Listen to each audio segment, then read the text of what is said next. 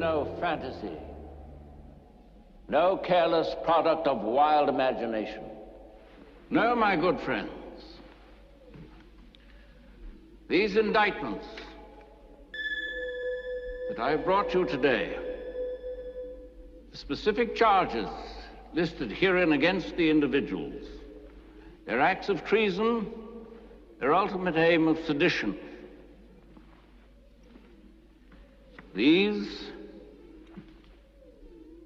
are matters of undeniable fact. I ask you now to pronounce judgment on those accused.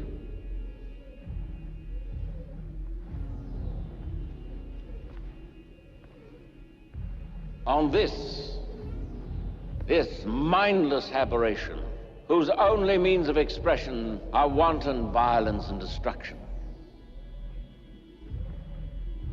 On the woman Ursa, whose perversions and unreasoning hatred of all mankind have threatened even the children of the planet Krypton.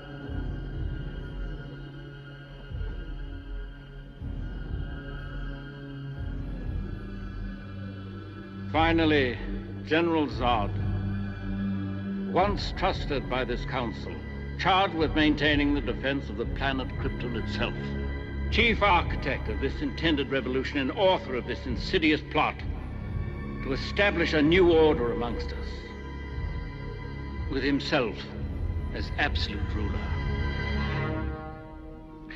You have heard the evidence. The decision of the council will now be heard. Guilty. Guilty. Guilty. The vote must be unanimous, Jor-El. It has therefore now become your decision. You alone will condemn us if you wish, and you alone will be held responsible by me.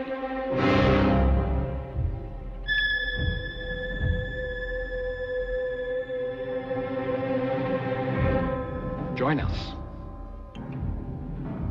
You have been known to disagree with the Council before. Yours could become an important voice in the new order, second only to my own. I offer you a chance for greatness, Jor-El. Take it. Join us. You will bow down before me, Jor-El. I swear it. No matter that it takes an eternity, you will bow down before me. Both you, and then one day, your heirs.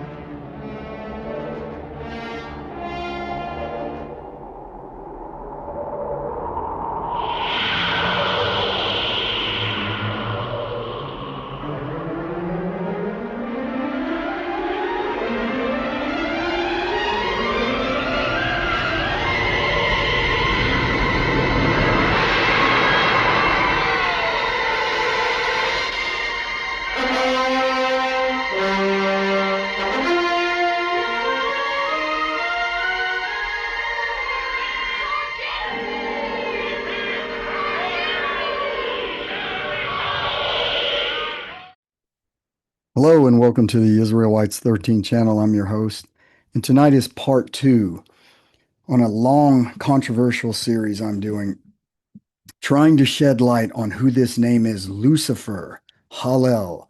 Some say a transliteration, a word somehow mysteriously not translated into English in our Bible, but yet it's there nonetheless. And we are going to decipher what this word truly means. in what's going to be a very, very long series. So that said, let's hit the ground running. And we're going to go back to the slide I just showed you from the Superman movie. And we're going to decipher the trial of Satan, Adam, and Eve,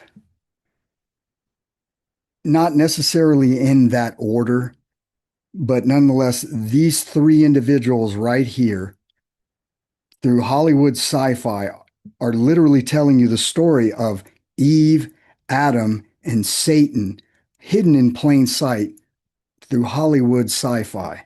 So that said, we're going to do a breakdown of this, and let's get started. On this mindless aberration, whose only means of expression are wanton violence and destruction. So right off the bat, Jor-El, the Jesus figure, starts out with his son, Adam, and he calls him a mindless aberration. And if you notice, he has the characteristics of Zeus.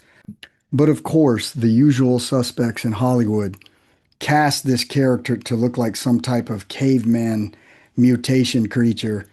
But nonetheless, he is Adam. This is an Adam figure. And we're going to go through his name and we're going to break it down in the esoteric hidden meaning of it. So continuing. Wanton violence and destruction. On the woman Ursa, whose perversions and unreasoning hatred of all mankind. So the woman Ursa, another hidden esoteric meaning. And one must ask themselves, where does Hollywood get the inspiration for these names and for these characters and these stories? And like Jesus says, they have hidden the keys of wisdom and knowledge from you. In other words, they have hidden texts, documents of your history, and they have hidden them from you. And they give you 66 books in the Judeo-Christian church, which is a brief summary of an entire history of a race that was sent to the earth from the heavens. And they give you 66 books, and that's all you get. So that said, continuing. Have threatened even the children of the planet Krypton. Now, what does he mean there that Ursa's sin has threatened the very children of the planet Krypton? Well, at the very end of the name Krypton is on, sun. So land of the sun, of the S-U-N, of the light of the sun, or the realms of light from above. And how did she threaten the children of Krypton? Because she was a goddess, Eve was, she came from Adam, and her threatening the children of the sons of light through mixing miscegenation from a lower caste angel and breaking the commandment of the Most High Jesus Christ. So continuing.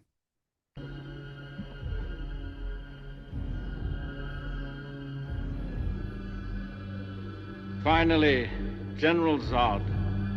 So here we have General Zod, the military commander of the planet Krypton. And there is no esoteric meaning that I could come up with. And I searched through quite a few languages trying to break down the letter. And even if you read it right to left, it's Zod is Dawes. So I guess it's a hidden way of saying God. And I tried and I could not come up with an esoteric meaning of it other than they hid the name of Satan by calling him God. So that said, continuing. Once trusted by this council, charged with maintaining the defense of the planet Krypton itself, chief architect of this intended revolution and author of this insidious plot to establish a new order amongst us. So sedition, treason, this angel, fallen angel, Satnael, Satan, Samael, not Lucifer, Satan. They are two different individuals. This individual tried to overthrow the Most High, made war on him and the angels.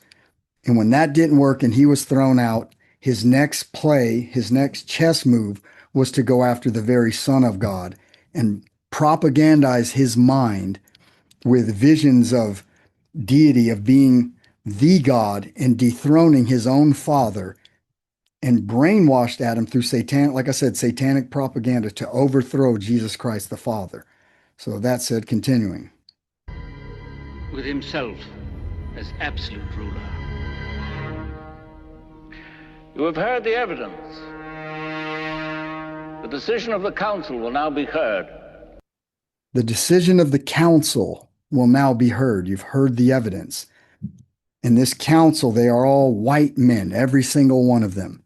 And they are casting judgment. These are the sons of El, the host of heaven, the luminaries of the higher dimensions, the realms of light. And in the Superman series in the comic book, Jor-El is nothing but a scientist. But in reality, he is the father of this council. And they are casting judgment upon Satan. Guilty. Guilty. Guilty.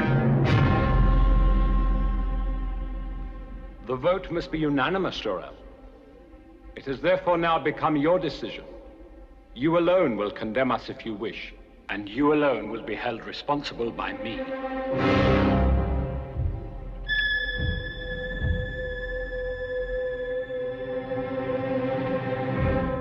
Join us. Join us, Jor-El. You have went against the council before. How can he do that? Because he is the Father who sits among the council of the Elves, the creator of all, the progenitor of the very light projection of the universe and our very reality from the lower dimensions and the higher dimensions. And if you notice what Satan is telling Jesus here, he's telling him, join us. So if we go to the book of Luke, this would be Luke chapter 4, 7 through 8. Satan tells him something very interesting here. If thou therefore will worship me, all shall be thine. And Jesus answered and said unto him, Get thee behind me, Satan, for it is written, Thou shalt worship thy Lord thy God, and him only shalt thou serve. You have been known to disagree with the council before. Yours could become an important voice in the new order, second only to my own. I offer you a chance for greatness, Jor-El. Take it. Join us. Get thee hence behind me, Satan. Notice Jor-El, the Jesus figure, turns his back, and Satan, Adam, and Eve are behind him. They join Satan in a plot of sedition, heavenly sedition, to overthrow the Father. And notice they're imprisoned with rings within the rings. And the Father, Jesus Christ, has turned his back on them. And this is symbolic of the verse I just read you. Get behind me. Get thee behind me, Satan. Not Lucifer, Satan. You will bow down before me, Jor-El. I swear it. No matter that it takes an eternity. You will bow down before me! Both you, and then one day, your heirs! Both you and one day your heirs, you will bow down before me.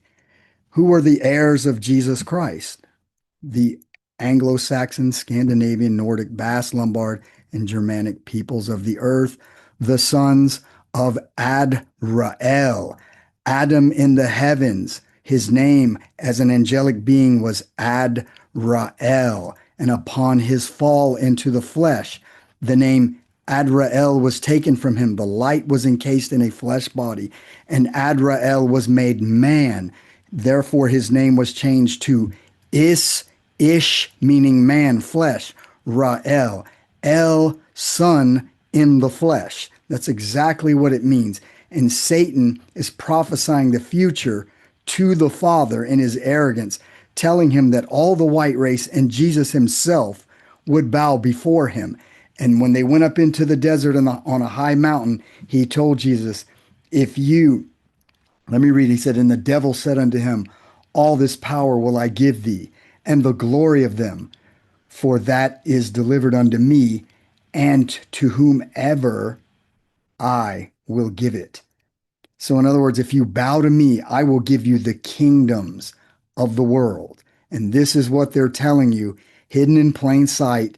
And you go to the movies and you watch these things and you think you're being entertained when in reality, they're telling you true history veiled with a science fiction overlay, and you think it's sci-fi, and it's your actual history of the white race put into your face, and they laugh at you.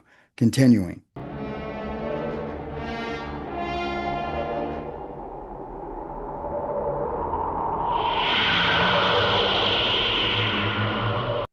Now, what are you seeing here? They're inside the dome in the heavens of the white waters and the great white throne. They're not actually showing a throne, but that's symbolic of this. This is the white waters frozen into ice, like it says in Job 38. And upon their sentence, obviously they weren't sentenced together, but Satan was thrown down first. Adam and Eve were thrown down after that. And if you notice, this beam of light, this transmission, this beam of light is going to send them to the phantom zone. And what you see right here in front of you, what Hollywood is showing you, is that higher dimensional beings from the realms of light are going to be cubed inside of this black mirror cube. Their light projection, their DNA code is going to be transmitted through a beam of light into this cube, this mirror cube, and they are going to be sent down to the third dimension through the fifth, fourth, down to the third, and as above, so below, right in your face. So continuing.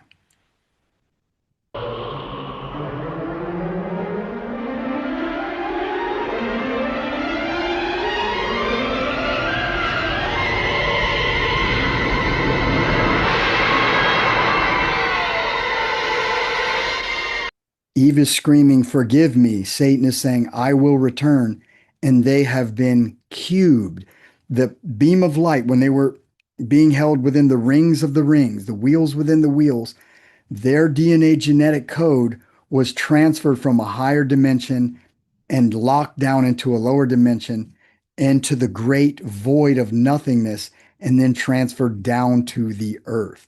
And Hollywood is putting an actual truth veiled in fantasy sci-fi, like I said, with a sci-fi overlay on top, not exactly verbatim how it happened, but one has to ask themselves, where do they come up with these stories? What is their inspiration? And like Jesus told you, your enemies have the keys of wisdom and knowledge. And I've also found that in a text that's going to literally say word for word, who has the keys of wisdom and knowledge. Side note, and that will come later in the series. So continuing.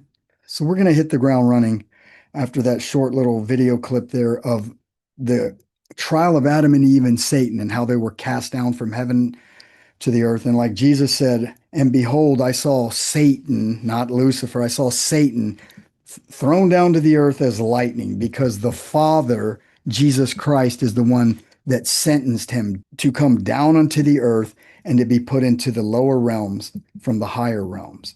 So let's go to the next slide and get started. So if you look at the name Astarte, who was a goddess worshipped by the Phoenicians, like I told you in the past, all of the ancient Aryan people of the ancient world, no matter what civilization it was, they all had different derivations of Adam and Eve worship. They literally, the pagan gods. I'm not talking about the sons of Cain. I'm talking about the sons and daughters of Adam and Eve. And this is a prime example of it from the Aryan Phoenicians, who worshiped the goddess Eve, the mother god, the lesser of the two lights, Astarte. And Hollywood gets their literal inspiration from these ancient texts. They understand history better than any Judeo-Christian, the learned ones amongst these rabbis who run these operations to make these movies. But if you look and we break this word down, Astarte, and how did they come up with the villainess known as Ursa? You look at the first two letters, it's right here in your face, hidden in plain sight. It's AS, right here. You reverse it, SA, and then we have Ra. And like I've showed you in the past through our ancient languages, there are always different derivations of the word Ra. Ra, R-A, Ro, and here we have R-U. It means the same thing, sun, children of the sun. So if you unscramble this anagram, this hidden anagram, they took 4 letters, like I said, 2 letters in complete word, 2 letters with an overall bigger meaning, the sun, and they put them together. They put U-R-S-A, Ursa equals Eve. Venus, Astarte, was identified with the Roman goddess Venus, the Roman counterpart to Aphrodite, embodying similar aspects of love and beauty. So here Hollywood has pulled a slick trick on you, and from out of nowhere they pull up this name Ursa, and it's hidden in plain sight. And if you know the different derivations of the name of Eve through Venus, through all the different civilizations, they put it right in front of you, hidden in plain sight. So we go to the next character, the Adam character. His name was Non, this mindless aberration of dumbness, and that's the rabbi putting in there that Adam was an imbecile. So that's them taking another dig at the father of the white race. Nonetheless, they put the name Non. And like I said in the first part of this series, when I deciphered Lebanon, El Anon, this is exactly the name Adam right in your face. If you add an A to the non, it's Anon, son, S-O-N, of the S-U-N, Adam in plain sight. We go to the next character of the movie, Jor-El. Read it right to left, and it's El Guda Ra Jesus. So Jesus, the Son, Guda, God, put in a science fiction comic book movie, and they're telling you the story of the fall of Adam, Eve, and Satan and their plot to overthrow the Most High God. And magically, in Isaiah 14:12, we come up with the name Lucifer. So this name Lucifer, for some reason, was never translated. And why is it that they left that word in Latin and they couldn't come up with an actual English translation of the word? And as we go on in the series, we're going to do a deep dive in many different languages, searching for this name of Lucifer and what it actually means. So that said, let's go to the next slide. To get a full understanding of who Adam is, we have got to go back to the past. That said, I have read this quite a few times before, and I'm going to go over certain key parts of this to give you an understanding, to give you a foundation of where the translators came up with this name Lucifer and who his actual identity is. So let's start right here. It says, God said, "Come, let us make Adam in our image, after our likeness." He's talking to the council of the Els, the luminaries, the beings of pure white light in the heavens created by Jesus Christ. It says, "Hereby making known concerning the glorious persons," and of course this has a Trinitarian Catholic twist to it, so let's skip that. It says, "When the angels heard these words, they were in fear and trembling, saying to one another, we shall see a great miracle today, the likeness of Guda, God, our Maker, in his image and likeness. When the angels saw his glorious appearance, they trembled at the beauty of his appearance, for they saw the form of his face blazing with glorious beauty, like the sphere of the sun, and the light of his eyes was like the light of the sun, and the form of his body like the light of crystal." Let me stop here. Let's go through this and let's decipher what they're telling you. The Judeo-Christian church, ever since I've been a kid, has always told me, from the first time I entered a church as a young boy, they told me that Lucifer was the devil and he was the most beautiful angel of all. He was ahead of all the angels, and they all bowed and worshiped him, and he led the angels, every single last one of them, to song and the worship of the Most High Father, Jesus Christ, who sits upon the great white throne. And this is not saying Satan at all. Let's read this again. "And the heat of fire, that all the fiery beings in heavenly host might come to his aid," speaking of Adam, "and God formed Adam with his holy hands in his image and likeness. And all the angels," we go up here, "come, let us make Adam in our image." And the book of Genesis totally destroys that meaning and tells you, "Come, let us make man." And what they're doing, they're blending stories, different time periods of the existence of Adam to confuse you. Like I said, Genesis and a lot of the Bible is just a brief summary of the overall history, because like Genesis 5:1 tells you, and this is the book the genetics, the genealogy, the book of Adam and the genetics of Adam. That's what it means. I'm not saying that verbatim. I'm just paraphrasing it, but that's literally what the Bible is. And if you look at the Bible through that lens, that it's a genealogical genetic record of the sons of Adam, the first Israel, Adrael, then the Bible makes a lot more sense to you. So back to this little sentence here. It says, when the angels heard these words, that they were afraid and they were trembling to one another. And they said to them among themselves, we shall see a great miracle today, the likeness of God, of Buddha, Jesus Christ, our maker. They all possess the El, the light of the Father. Notice they say God, our maker, not God, our Father. And the reason Adam was put over these other angels who were spoken into existence by the word of God, because Adam was the very son, the S-U-N, the S-O-N of pure light energy of his father. And he received higher genetics than any of these spoken beings. And Adam was over every single one of them. So much so when they saw him, they were afraid of him. And this is right here in your face. And this does not take away anything from the Bible. It does the total opposite if you have an open mind. It expands upon the meaning of the Bible. It takes Genesis to a whole new level, a higher level, from a low level understanding to a high level understanding, to give you a 60,000 foot view of what really happened. So continuing, we go back here and it says that Adam, when he was glorious and beauty like the sphere of the sun. So he was the most beautiful of all these beings, and he was so beautiful and looked like the Father. It was literally a mirror image of the Father. And the angels were afraid of Adam. They said it with it's right here in the text. Pause and read it yourself.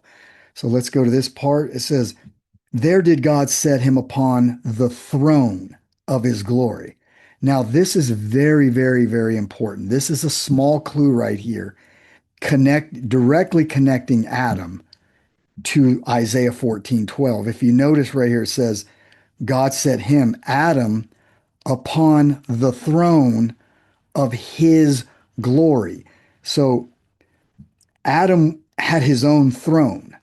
He sat upon the throne, a glorious throne given to him by God. So continuing, it says, and the angels and heavenly host heard the voice of God saying to him, to Adam, Adam, behold, I have made thee king and priest and prophet and Lord and chief and governor of all things made. Let that sink in. Everything the Father made, he gave it to his son, Adam. And he's giving him every single name under the book.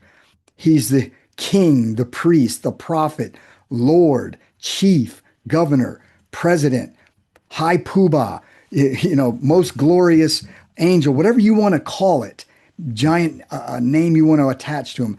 Adam was the God of the known created universe, and the Father gave it to him. And it says, let me continue. It says, chief and governor of all things made and created. To thee shall they be subject, and thine shall they be. And I have given thee power over everything that I have created. Bingo. Adam was in charge of everything, the entire known universe and our galaxy, whatever you want to call this third dimension, was given to Adam. It doesn't say it was Satan. It doesn't say Lucifer. It says Adam. Everything made, everything that I have created, given to Adam. And when the angels heard these words, they all blessed and worshiped him, Adam Ra El. That is the first Israel, El Ra Adam, Adam. And all the angels, including Michael, and I've showed you that in the past in text from quite a few different sources, and also in artwork, where all the angels, Michael was the first one to do it, and they all bowed to Adam, except the arrogant, belligerent piece of filth known as Satan, father of the black cube, the black fallen angel. Adam's fall from heaven, son of the morning. So we're going back to the books of Adam and Eve, because like I said in the past, you'll never understand the Bible or the book of Genesis unless you literally read these books. These are the Ethiopic text, and they've been translated. They've been there the whole time, and no one reads these books because the church told you you have everything you need in the 66 books. And a lot of the books in the Bible have a lot of truth to them. I'm not attacking the Bible at all.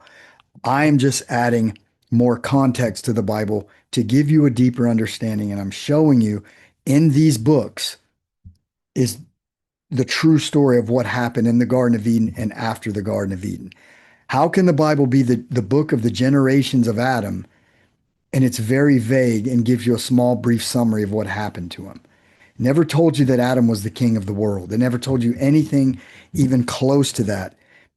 And through this small channel, we're bringing you the hidden text and showing you exactly the hidden story of your race from the very beginning. So that said, let's continue. It says, Then God, merciful and gracious, looked upon them, thus lying in the water, at high noon unto death, and sent an angel who brought them out of the water and laid them upon the seashore as dead. Then the angel went up to God, was welcome, and said, O God, thy creatures, or thy son and daughter, have breathed their last. Then God sent his word unto Adam and Eve, who raised them from their death. And Adam said, after he was raised, O God, while we were in the garden, we did not require or care for this water. But since we came to this land, we cannot do without it. Let me pause. So in other words, when they were in the Garden of Eden in God form, they didn't have regular human bodily functions as far as need for food or water. These were gods. Yes, they were made partially of the dust as intermediaries between the earth and the heavens, but they were still beings of pure light. So continuing, then God said to Adam, while thou wast under my command and wast a bright angel, thou knewest not of this water. And like I just said, they were gods in human form. In other words, they were interdimensional beings, intermediaries between the earth and the heaven, but they had no need of food and water as far as we know it here on the earth. And something very, very cryptic, hidden in plain sight. Well, I wouldn't even say cryptic. It's just right in your face. God is telling Adam, then God said to Adam, while thou wast under my command, and in the Garden of Eden, and Atlantis, Atum's land, and wast a bright angel. Yes, that's right.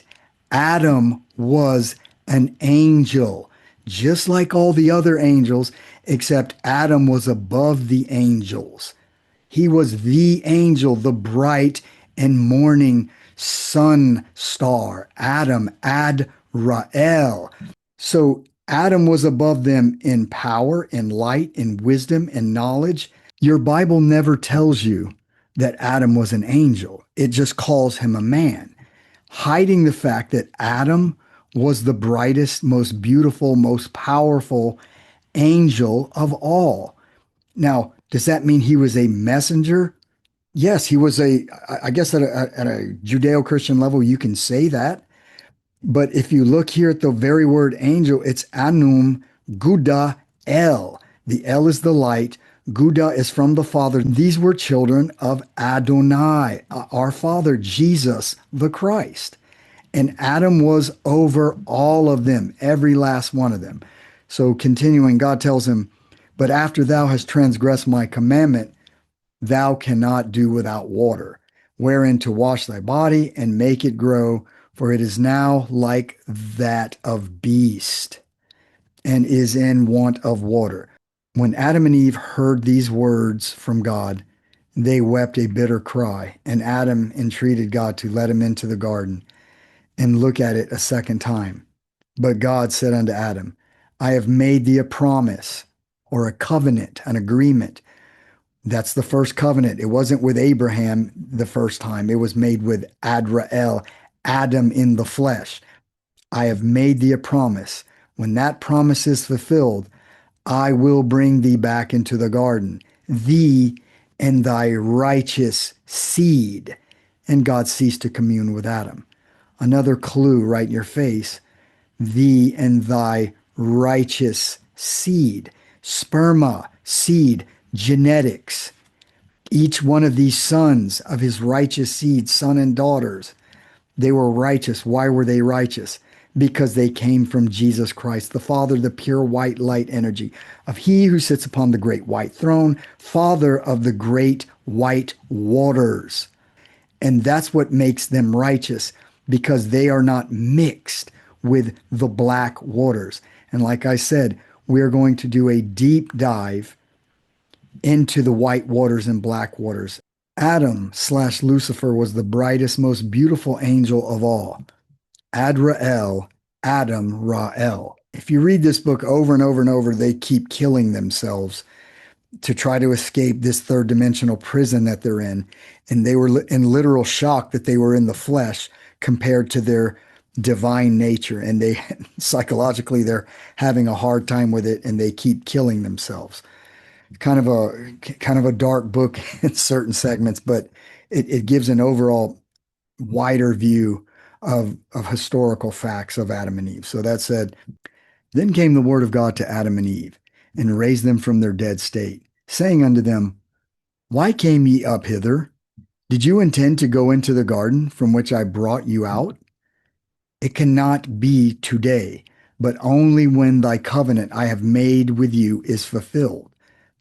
Then Adam, when he heard the word of God and the fluttering of the angels, whom he did not see, but only heard the sound of them with his ears, he and Eve wept and said to the angels, O spirits who wait upon God, look upon me and upon my being unable to see you. For when I was in my former bright nature, then I could see you. I sang praises as you do, and my heart was far above you. I have to pause here. Let's go over 3 again. Adam is telling you that in the flesh, he could not see them. But when he was in God form, he tells you something very cryptic here. I sang praises as you do, and my heart was far above you. In other words, he led them. Adam Rael led all the angels, including Michael, Gabriel, and Uriel. He led them to praise the Father and sang the songs, the heavenly, beautiful songs to their Father. And he tells them something very cryptic here. He says, and my heart was far above you. He was over them in rank. Adam, the one that the Bible tells you, Lucifer led all the angels. That is the biggest Judeo-Christian fraud lie ever told to the sons of God on the earth, that Lucifer is Satan. What the translators have done is they've turned us against our own Father. A bunch of fallen angel demons, like Jesus told you, beware of those who call themselves Judah but do lie. Those are the guys, the lying pen of the scribes, who have altered the books and for some reason decided not to translate the word Lucifer, or made up this title, because when you look in other languages, it's not there. Only in Jerome's translation is it there. And for some reason, like I said, they didn't translate this word. And here Adam himself is telling you in books that the church never teaches you even existed. Adam is telling you point blank that he, as far as rank, was above all the angels and led them to sing praises. So continuing, but now that I have transgressed, the bright nature is gone from me, and I come to this miserable state. And now am I come to this, that I cannot see you, and you do not serve me as you were wont. as you did before, for I am become animal flesh. Here, Adam is making another bold statement. He tells you here, I was above all the angels and I led you to sing praises. And now Adam is telling you, you do not serve me as you did before.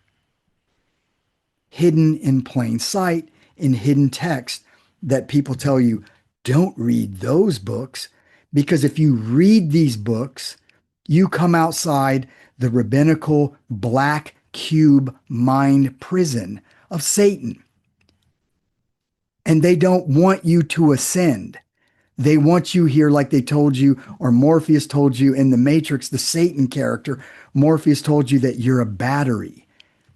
You're a battery. In other words, this third dimension is powered from the white race of Adam being imprisoned in our ignorance. And these demons with no light in their blood feed off of us like parasites, the tares of the field.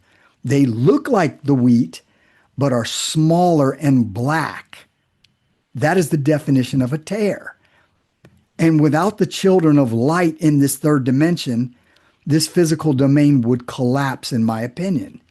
I can't prove that. I haven't found any texts that say that, but that's a theory I have, and they openly tell you that in the Matrix and in other movies.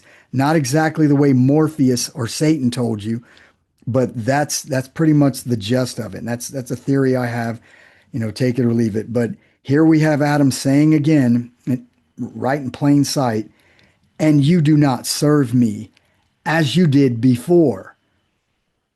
So he's telling you right here that these angels were under him, and this Lucifer, this made-up name to demonize the white race, this Lucifer is none other than your father, Adam, father of the white race. And I have found other texts in the past and other shows where Adam tells you point blank, I was as white as my fingernails. That's why the lotus flower, the white lotus flower, is the symbol of Adam. So that said, let's go to this part right here and let's continue. It says, yet now, O angels of God, ask God with me to restore me to that wherein I was formerly, to rescue me from this misery and to remove from me the sentence of death he passed upon me for having trespassed against him. Then, when the angels heard these words, they all grieved over him, Adam, and cursed Satan. They didn't curse Lucifer, they cursed Satan, who had beguiled Adam until he came from the garden to misery, from life to death, from peace to trouble, and from gladness to a strange land. Then the angels said unto Adam, Thou didst hearken to Satan, and didst forsake the word of God who created thee, and thou didst believe that Satan would fulfill all he had promised thee. But now, O Adam, we will make known to thee what came upon us through him before his fall from heaven. So what are they telling you here? Parts of Adam's memory was wiped? This makes no sense to me when I read it, because of course Adam would know he was there. So if you read another text, and I'll touch on this later in the series, there were certain genetic strands that were taken from Adam to lower his vibrational frequency from a god into a flesh animal suit, like Adam told you, and lower his IQ and erase parts of his memory.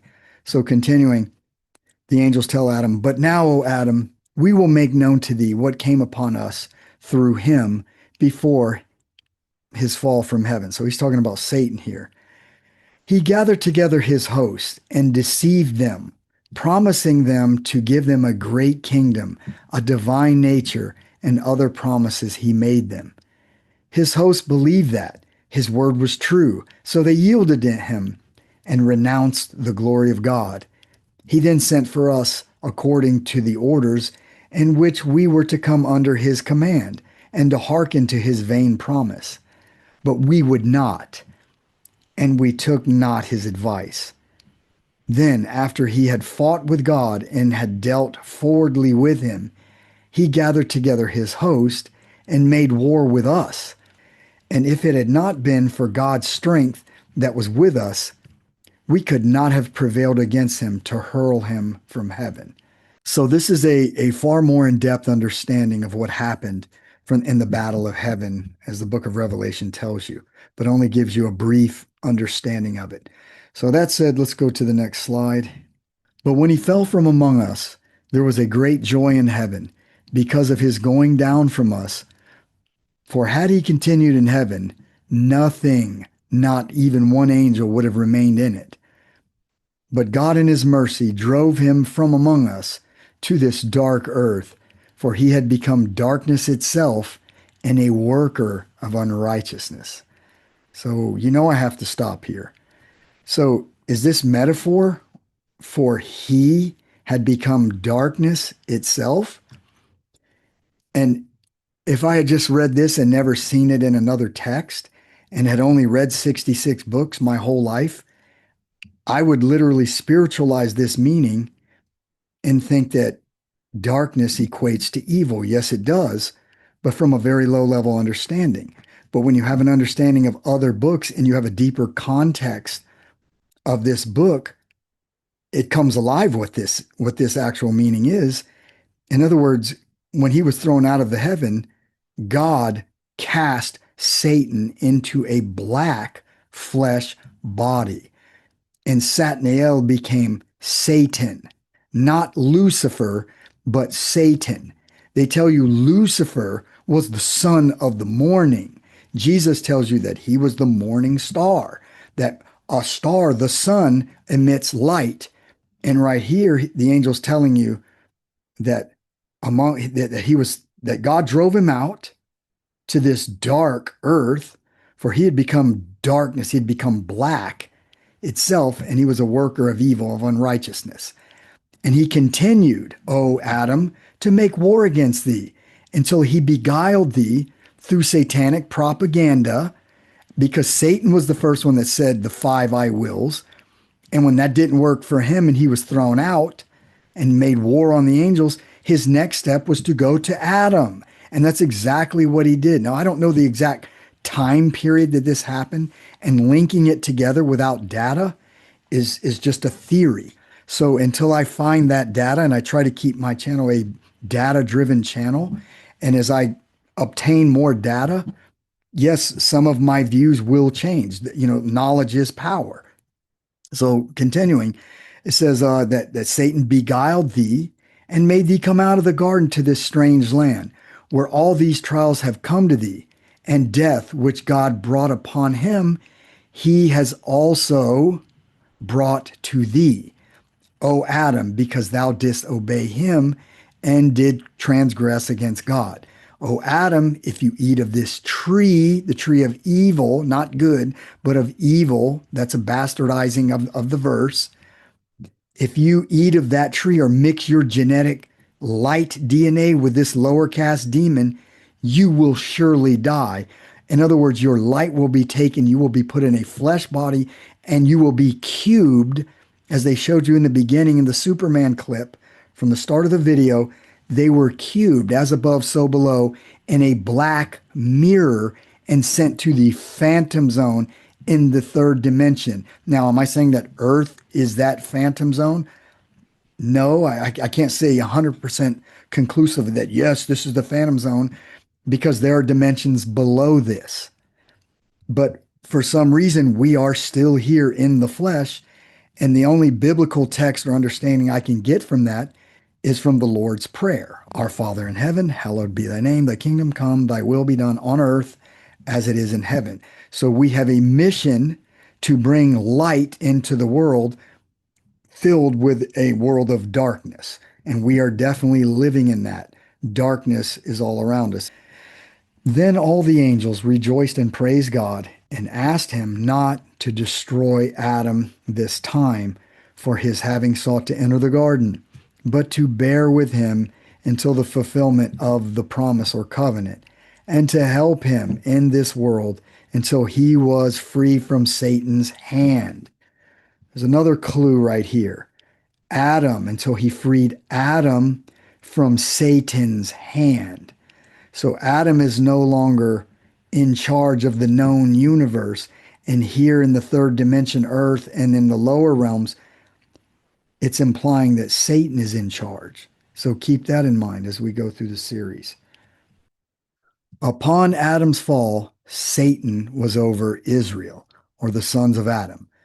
And like I said earlier in the show, when Adam was in the heaven, his name among the angels, it was not Lucifer. That's an invention, a title to turn you against your father. Our father is Adam, and the progenitor of Adam is his father, Jesus Christ, who is our father. We are the children of the righteous seed. From Jesus to Adam, Jesus to Zeus, we are the children of El. And when Adam fell, the El that was with him was stripped. His name was Adam, no longer Adrael.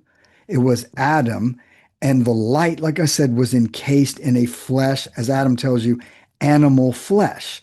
So the Ish is symbolic of the animal flesh, man in the third dimension. So, in other words, man, Ra, son, El, God's sons, S-U-N, sons that have the light of God in flesh bodies. That's why the Bible tells you that Noah was pure in his generations, in his genetics. He had no Canaanite, black water, lower caste angel, fallen angel DNA mixed with God's DNA.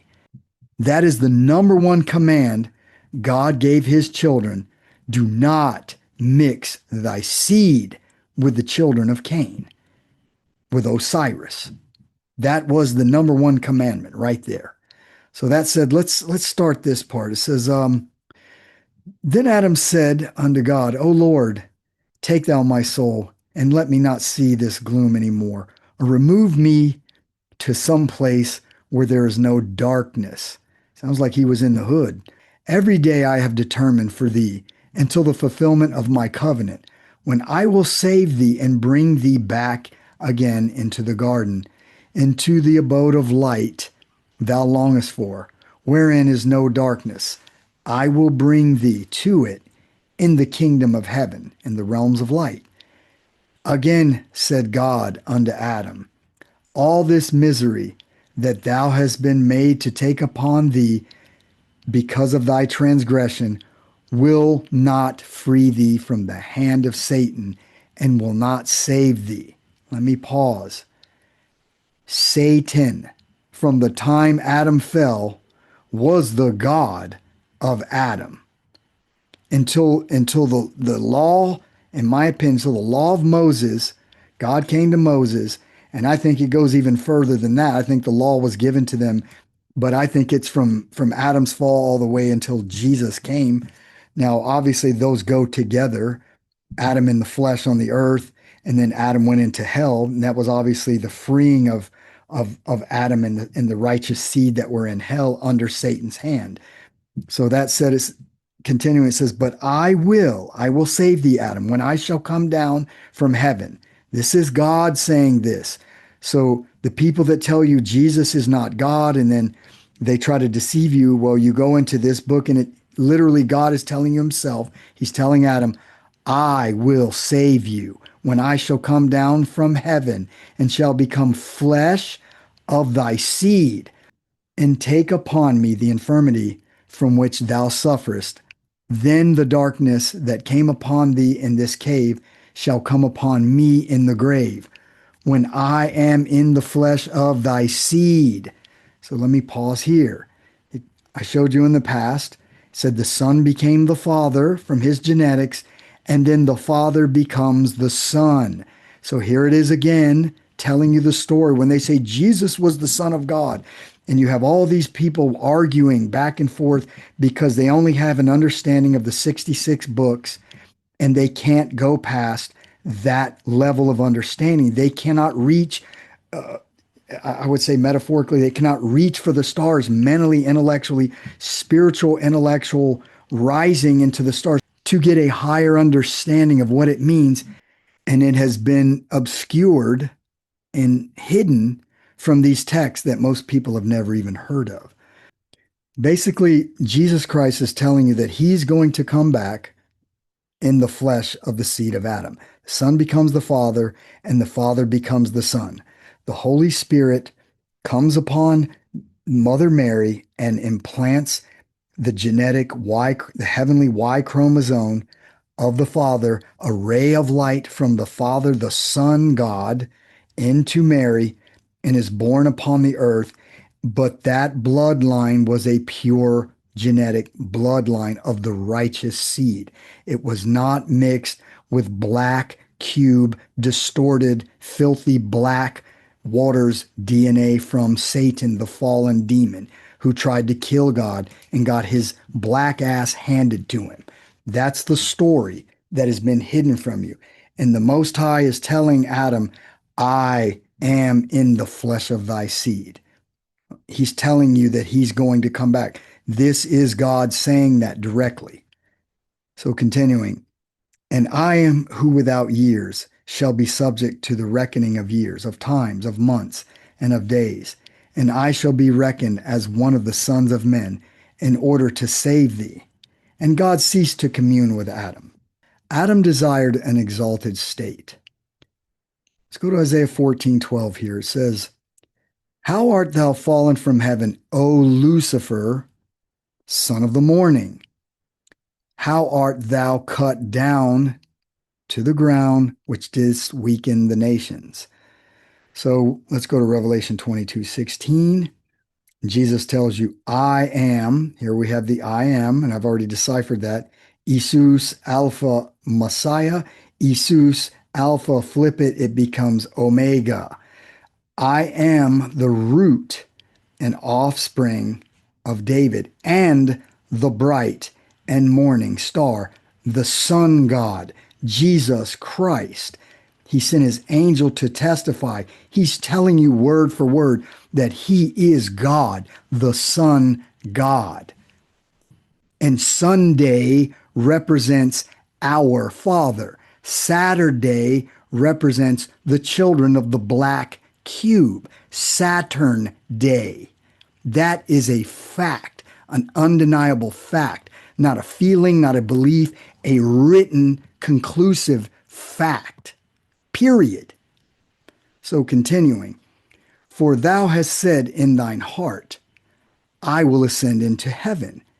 Now here's a big time clue hidden in plain sight in Isaiah 14:12. He tells you in the 13th verse, I will exalt my throne. So we're going to go back to the very beginning. So in Isaiah 14:12, he tells you, I will exalt my throne above the stars of heaven. So let's look at this right here. So if we read this sentence right here and you attach it to Isaiah 14:12, they tell you Lucifer is the devil, biggest fraud ever. We're going to attach that small clue, I will exalt my throne.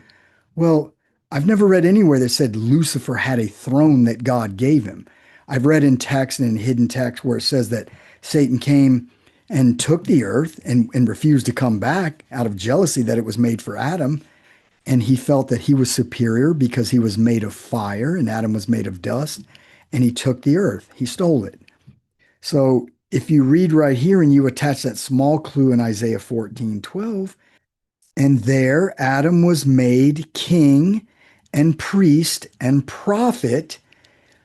And then they make up the name, a little side note, they make up the name or the title Melchizedek. And I broke that down in the last series I did. Adonai Zedek, Adam Zedek, or Adonai Zedek, the priesthood of Jesus Christ given to his son.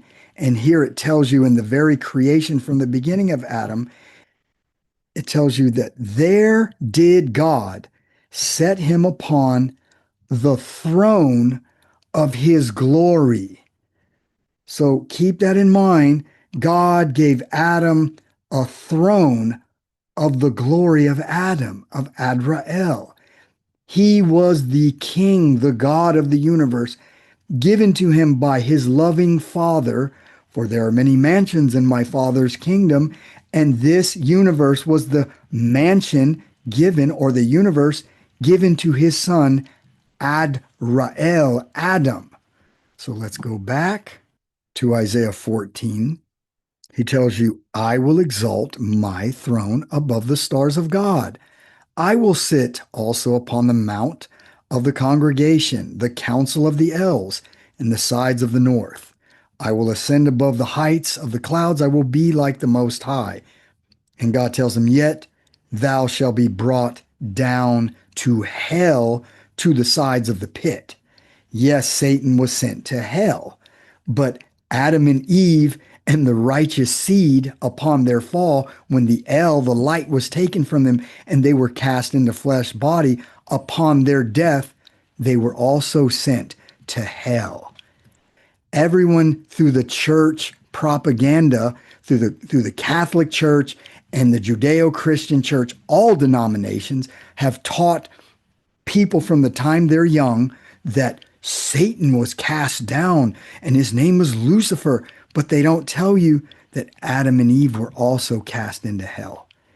And the church never tells you that the sons of Adam, the sons and daughters of Adam, were also thrown into hell. That was the mission of Jesus Christ when he came to the earth. It was not to save the world. It was to save the sons of light, the righteous seeds, the white race of Adam, they who came from the white waters of the heavens, from their Father, who projected the white waters of himself into his sons and daughters, bringing about his kingdom from the higher dimensions down to the lower and putting them on the earth. That was his reason for being crucified and saving his children who were under the hand of Satan, the black cube, Saturn Day worship.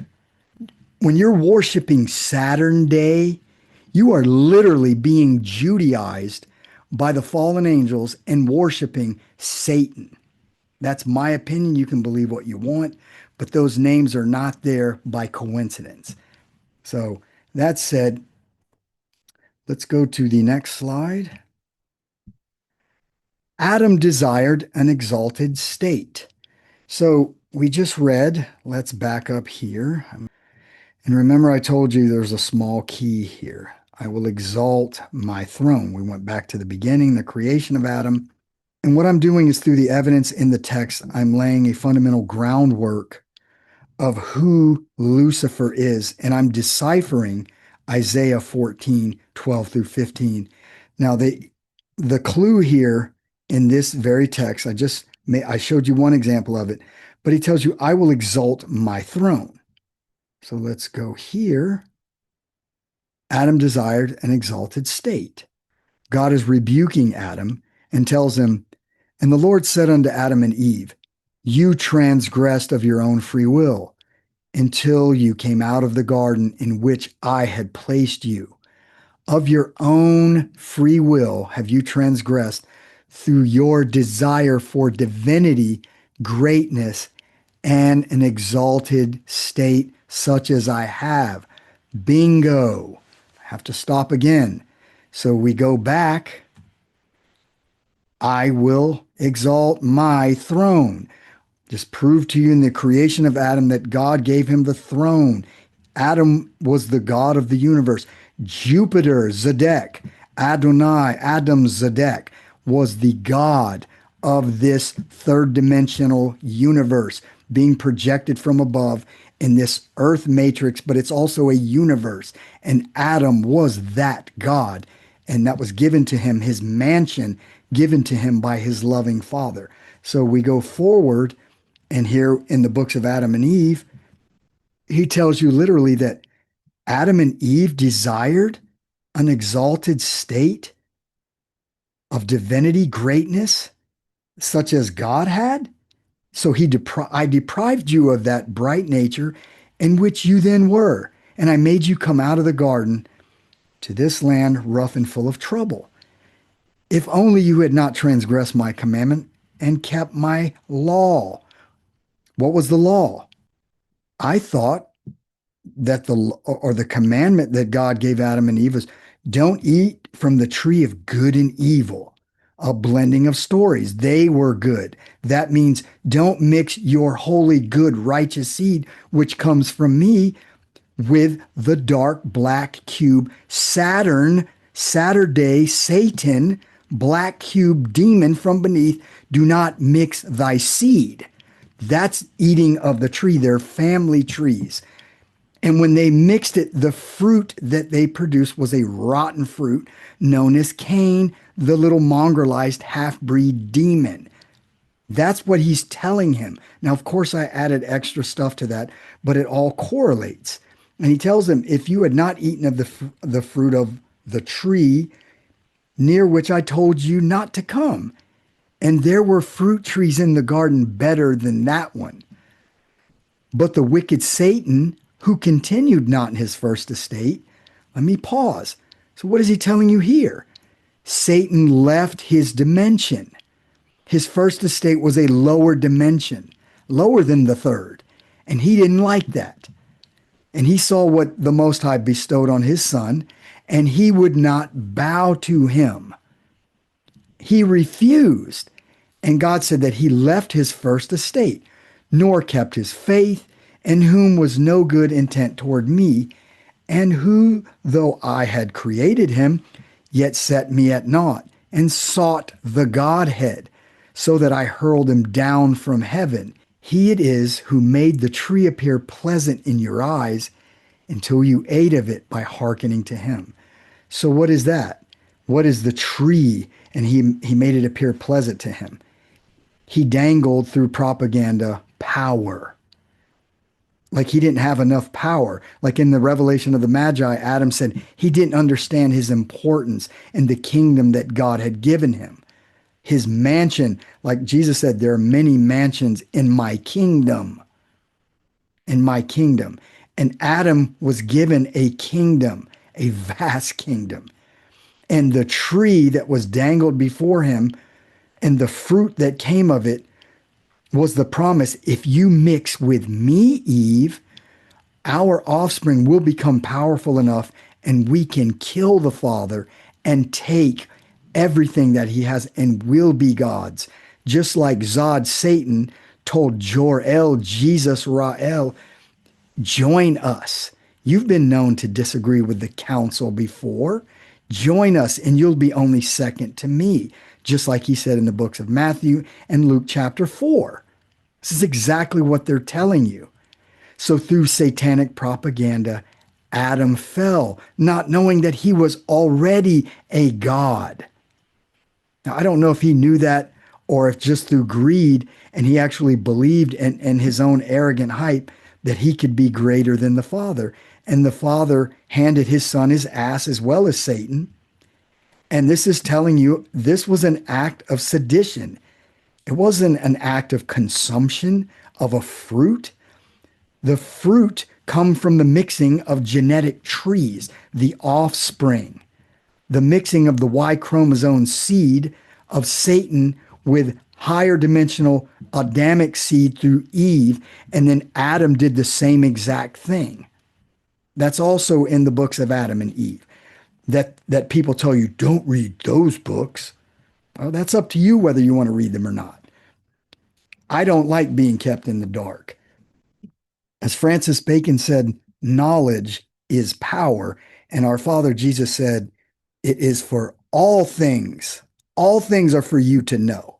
Of course, I butchered that verse, but I'm very familiar with it. So continuing, God tells him, thus have you transgressed my commandment, and therefore have I brought upon you all these sorrows. For I am Isus, Alpha, Omega, Gouda, the Creator, who, when I created my creatures, did not intend to destroy them, because he's a loving Father. He's a creator. He doesn't want to destroy his creatures. But after they have sorely aroused my anger, how do they arouse his anger? They jump dimensions, just like Satan. He continued not in his first estate, nor kept his faith. So he wanted it all. He left the lower dimensions and caused Adam to fall. But if, on the contrary, they still continue hardened in their transgression, they shall be under a curse forever. And that's where you get your generational curses from. So let's go to other sources outside the King James Bible. Let's go to the Dead Sea Scrolls, which I have two different books or two different variants of the Dead Sea Scroll translations.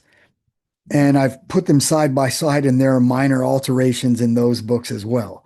And like I said, anytime a text is found, you have the rabbi response team that shows up, and they are the ones that translate the word of God for you. And remember, you are always, all of us are always at the mercy of the translators. We do not have the original biblical scrolls. I did that in the past in a show, and the CIA even admitted that they were retranslated from memory. Now, am I condemning the Bible? No. There's a lot of truth in the Bible. I'm simply saying that in other texts, it expands the meaning of the vague portions of the Bible and gives a broader understanding of it. So continuing, this is from the Dead Sea Scrolls, Isaiah 14, Scroll 1, Quoram Cave 1, 1Q. So it says, how you have fallen from heaven, the heaven, shining one, son of the dawn. So one part of this, they give you the correct translation. They say shining one. Well, we just read at the beginning of the creation of Adam that he was so bright and shiny, and when his face was as bright as the orb of the sun, and when he opened his eyes, the light of the sun was coming out of his eyes, and his body was like the light of crystal. Well, in the Dead Sea Scroll translation here, they have it correct. This is a correct translation. But here they pull a fast rabbi response team trick on you, and they tell you, son of the dawn. Well, the dawn is the feminine, the lesser light, the moon, Eve, Venus. And they're telling you that he's the son of the dawn? No, he's the son. He is the son of the Father, the son of the morning, the son of the sun. Adam was the S-O-N of the S-U-N. So now we're going to go to the Paleo Hebrew to English translation of Isaiah 14. It tells you, along with the music of your harps are your bed, maggots, your blanket, and worms. How you have fallen from heaven, O day star, son of the dawn. You have been cut down to the ground. So here we have another different version of Isaiah 14:12. And I went through so many of these versions. I probably went, no lie, no exaggeration, I probably went over 100 different variants of this verse. And there were slight variations in all of them, but here they tell you in the Paleo Hebrew to English, instead of the shiny one, they say, O day star. But the King James, to its credit, actually gets the translation right. Son of the morning, not the Lucifer, but the son of the morning, they get that right. But if you connect that, it tells you the shining one, son of the morning. And if you think of light, yes, a star, our sun projects light. It emits heat, warmth, light. If you put this in its accurate translation, it would be how you have fallen from heaven, O Adrael, shiny one, son of the morning, son of Jesus Christ. But upon your transgression, you have been cut down to the ground and sent to the earth and cubed in a flesh body made of animal flesh or beast flesh. So that said, let's go to the next slide. Romans chapter 5. Nevertheless, death reigned from Adam to Moses, even over them that had not sinned, after the similitude of Adam's transgression, who is the figure of him that was to come. They're talking about the first Adam and the second Adam. But not as the offense, so also is the free gift. For if through the offense of one many be dead, much more the grace of God and the gift by grace, which is by one man, Jesus Christ, hath abounded unto many. So let me pause here. What are they saying here? They're telling you this goes all the way back to the books of Adam and Eve in the first covenant. And it's hidden right there in plain sight. And it's speaking of the first covenant where God said he would come back and he would free Adam from his punishment on the earth, and he would send him back to the Garden of Eden. And they're telling you right here in the book of Romans, nevertheless, death reigned from Adam to Moses. What does that mean? So when one of the Adamic righteous seed children of the white waters were to die from Adam, and I would say it goes beyond Moses, Adam until Jesus Christ died on the cross, fulfilling the first covenant, that these children of the righteous seed would go under Beelzebub into the pit of Sheol under Satan's command. And that's like I said earlier, that was the whole reason Jesus Christ came to the earth. It was to free the sons, the righteous seed of Adam and his sons and daughters who were under the hand of Satan. So continuing, and not as it was by one that sinned, so is the gift, for the judgment was by one to condemnation, but the free gift is of many offenses unto justification. So many offenses, the judgment was by the condemnation of the sons of Adam. Like I said, death reigned from Adam until Jesus Christ came back. And it tells you right here that by grace, forgiveness of his children, the righteous seed that came of Jesus Christ, that they would receive an abundance of grace and the gift of righteousness. What's the gift of righteousness?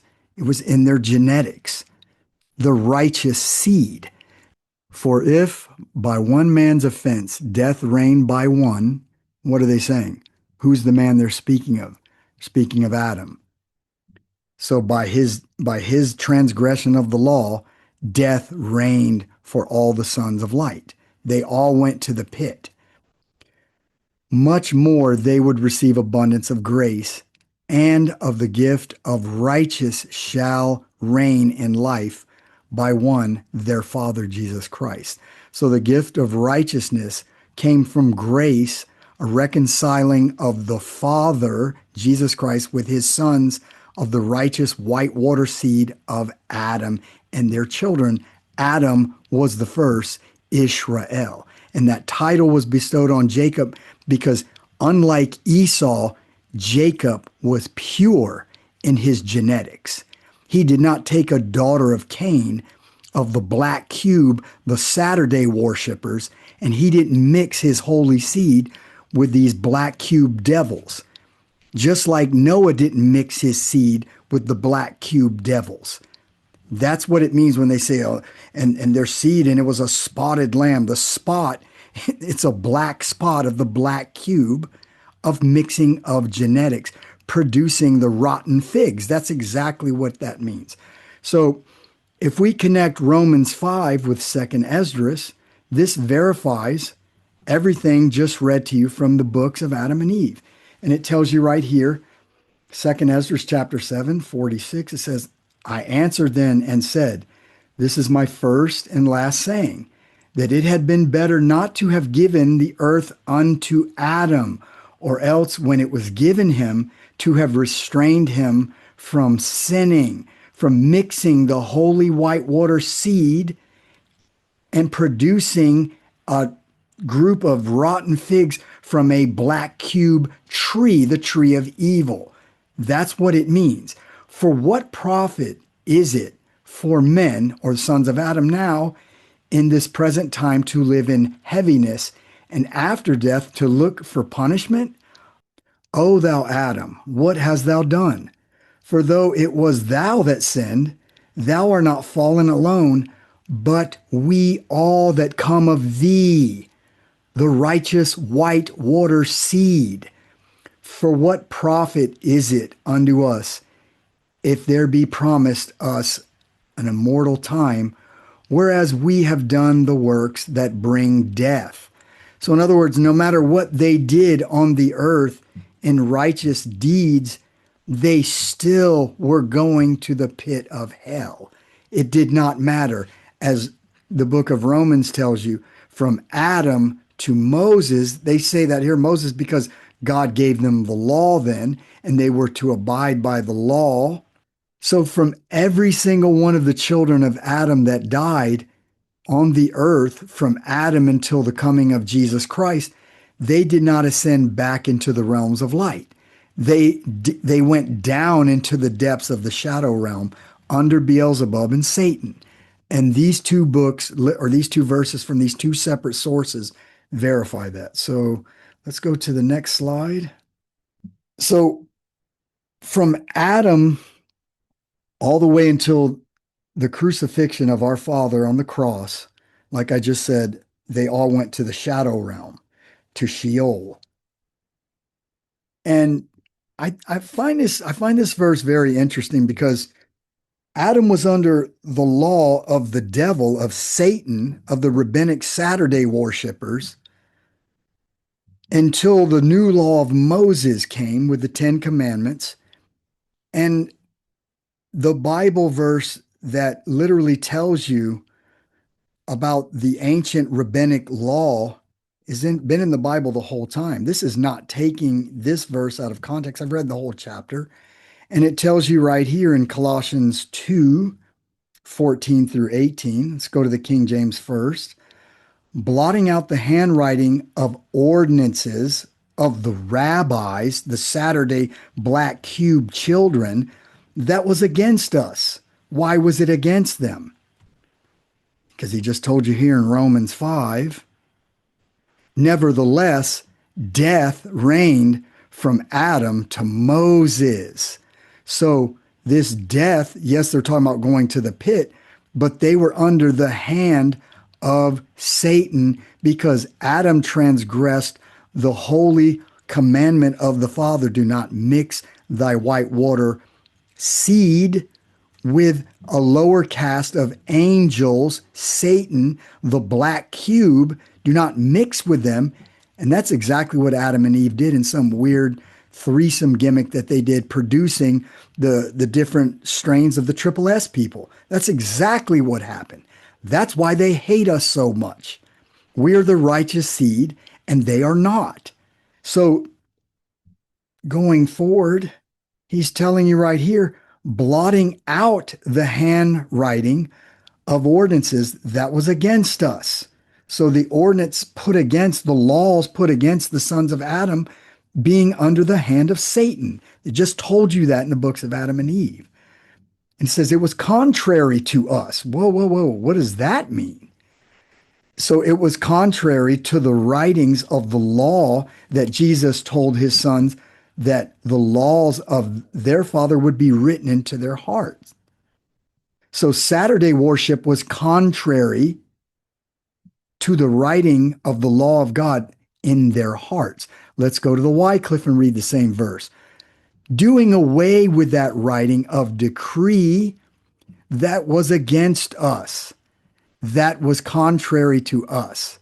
And he took away that from the middle, pitching it on the cross. So what does that mean? Pitching it on the cross? Well, we're going to find out in the next slide exactly what that means. So let's go back to the King James, Colossians 2:14, and let's finish this and compare the two versions between the Wycliffe 1382, the English translation, and not in Old English, but modern day English, and the King James version. So it says, let no man therefore judge you in meat or in drink, or in respects of a holiday, or of the new moon, or of the Sabbath days. It should read, or of the Saturday Sabbath. Let no man on the earth judge you. Okay? Anyone that tells you that, that is a secret rabbi, a wolf among the sheep, trying to Judaize you, because what do wolves do? They always want to be on top of you, these bloodthirsty demons, and they want to be on top of the true sons of light. And how do they do that? That wolf puts on a suit of a sheep. That's exactly how they do it. And they mix and twist and contort the word of God to be on top of you, to use God's law as a hammer, and you're the nail. That's exactly, the enemy always wants to rule over you. Remember that. Remember what their father, Satan the black cube, said? I will not bow to Adam. He's made of dust. I am made of fire. He should bow to me. That's exactly what that means. So continuing, he tells you, or of the new moon or Sabbath, Saturday Sabbath days, which are a shadow of things to come, but the body is of Christ. Let no man beguile you of your reward in a voluntary humility and worshiping of angels. We're here to save the fallen angels that tried to kill God and want the destruction of the Adamic white race of Adam. Does that even make sense to you? No, it's another demonic fallen angel, demon Saturday black cube theology, which you should reject with all your heart, mind, and soul, period. Intruding into those things which he hath not seen, vainly puffed up by his fleshly mind. So let's go to the Wycliffe and continue this. And he spoiled principalities and powers. So God's word tells you that you don't wrestle against flesh, but principalities and dark, satanic, black cube powers, fallen angels in the flesh. Everyone is not from God. The parable of the wheat and the tares clearly tell you that. And he spoiled on the cross, Jesus spoiled the principalities and dark powers and led out trustly, openly, overcoming them in himself. Therefore, no man judge you in meat or in drink or in part of a feast days or of new moon or of Saturday Sabbaths. Okay, the Bible just told you that God, Jesus Christ, destroyed their rabbinic law over you. The wolves were taken out of power. The sons of the devil were taken away from you, contrary to us, against us. Therefore, no man judge you in what you eat or drink or in a feast day of the new moon.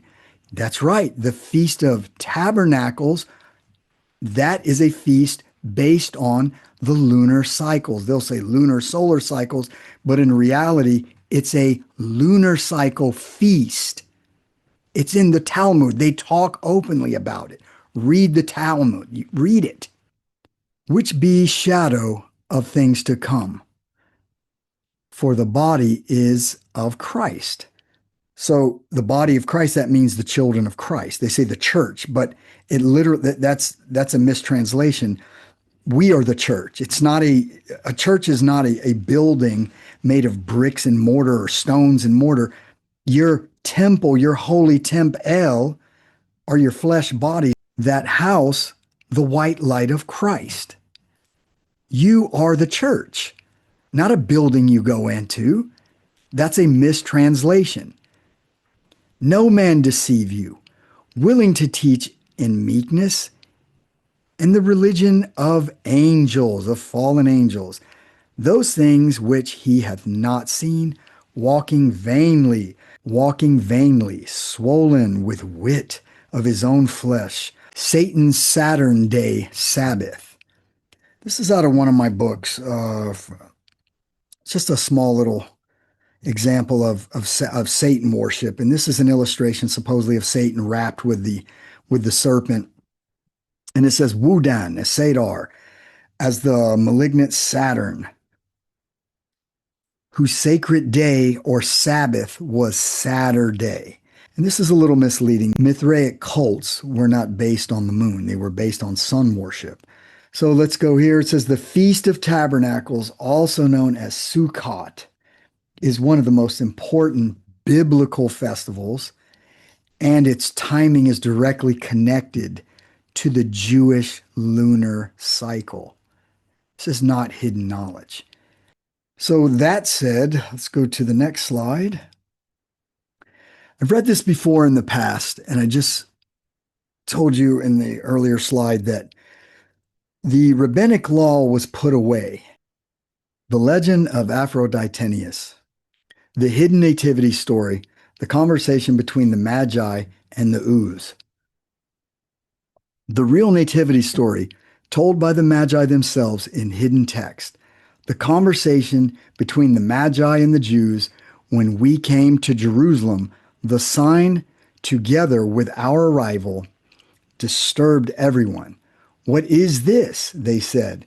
Wise men of Persians arrive, and along with them the appearance of an angel. I got to pause here. So the true children of Jesus Christ, the Persians, and I'm not talking about the modern day triple S people, sons of Ishmael mixed with Cain. I'm talking about the original Aryans. So the Aryans showed up in full force with the angel Michael with them above, and it appeared as an orb, an angelic light being. The leaders of the Jews asked us what was going to happen and the reason for our coming. And we said, "He who you call Messiah is born." They were confounded and dared not oppose us. Of course not. They had an angelic light being, Michael the archangel, with them. But they said to us by the heavenly justice, "Tell us what you know." We said to them, "You labor under unbelief, and neither without an oath nor with an oath do you believe, but you follow your own thoughtless goals." So he's talking to the rabbis here. And so no matter what they said, they weren't going to believe in the Messiah because they're not of the Messiah. They were not his sheep. I'm speaking to you and you do not hear me because you are not my sheep. This is telling you the same exact thing. For the Christ, Jesus Christ, the S-U-N, the Most High, is born in human flesh, is how it should read. Now pay attention to this. This is bombshell. Ending your Jewish law and your synagogues. So let me pause. What is he telling him? All their edicts and their rules and their feast days and their Saturday Satan worship over the children of Adam was over. The covenant was being fulfilled right before their very eyes. And only the Aryans, the true Iranians, the true Persians, sons of Ra, had showed up. And if you read the hidden book of the Revelation of the Magi, it literally tells you that the Magian kings and their entourage of men that came with them, that they were led by a star. The Bible confirms this. But that star, inside the star, was the ray of light, Jesus Christ himself, leading them. Wrap your mind around that. That's what the Revelation of the Magi tells you. And magically, this was an obscure hidden book in the archive of the Vatican. So continuing, and for this reason, struck by a most excellent oracle, you do not hear with pleasure this name Jesus Christ, which has come upon you unexpectedly. When they had taken counsel together, they implored us to accept their gifts and to conceal this from their country, lest a revolt rise up against us. So what are they saying here? They're saying that the rabbis tried to pay them off, the wolves in sheep's clothing, pretending to be the sheep, with their laws and their edicts and their Saturday worship, was on top. They were on top of the real children of Israel, the real Judahites that were in the land. And they said that they would pay them off with gifts. Obviously, this is gold, silver, money, precious stones. And they were trying to pay off the Magi, the real sons of Israel, the Aryans. That they weren't a foreign group of people. These were Aryan, Adamic, white race Israel. Yes, they were. And they're begging them, they're trying to pay them off so that the mass of people wouldn't rise up and overthrow them, because the wolves always want to be on top of the sheep. They feed off of us. But we said, gifts we have brought in his honor with the aim of proclaiming those great things that had happened in our country on the occasion of his birth. And you say we should take the gifts and conceal the things that have been manifested by a celestial divinity and neglect the order of our own king? Or do you not remember what an experience the children of Israel had with the Assyrians? So I altered that because the rabbis that were on top of them never were in bondage. So I think this is an addition to this. So continuing, it says, they became afraid, and after beseeching us repeatedly, they gave up the matter. But then the one who was ruling over Judea, aka Herod the horrible Edomite, baby-killing, black cube demon, Saturday-worshiping piece of shit, went to them and sent for us and spoke with us. And we said to him, at which he was thoroughly disturbed, and we departed from him without giving any greater heed to him than to any worthless person. So they felt the same way about Herod as I do. So it's like right there. So just a recap, they're telling you right here, again, they're saying, ending your Jewish laws and your synagogues. So that said, let's go to the next slide and let's find out who these magi really were. Who are they? I'm going to give you the esoteric meaning of the name magi. So if you break this word down, magi, and you unscramble this word, it's a reversal. If you get rid of the G and you read it right to left, it's literally I-A-M, I am. Jesus, Jesus, Alpha, Messiah, flip it, Omega. So if you look at the word magic, the root word is magi. We have Messiah, Omega, Alpha, Adam, Gouda, God, Jesus, the second Adam. So if you go to the name Magi and you add a C to it and you read it right to left, yes, this spells magic, and I am not advocating magic or any of the dark arts. I don't dabble in any of that crap, never have, never will, and I would recommend the same.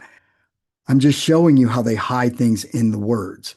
So if you add a C to it and you read it right to left, it's Christos, Jesus, Gouda, Alpha, Omega. The first Adam came, then Gouda, the Father.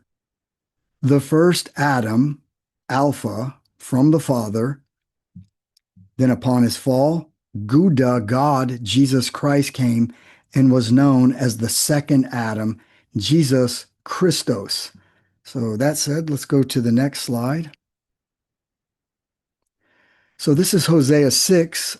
This is different sources to show basically how Adam broke the covenant. And I'm going to start with the King James. And they do the slick trick, man trick on you here. But they, like men, have transgressed the covenant. There have they dealt treacherously against me.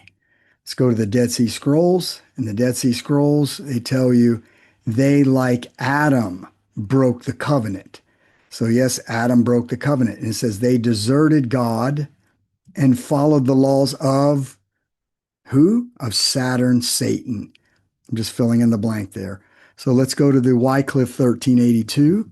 And it says, but they, as Adam, breaking the covenant, there they trespass against me. So I'd like to thank the viewers for your support as always. And may Jesus bless you and good night.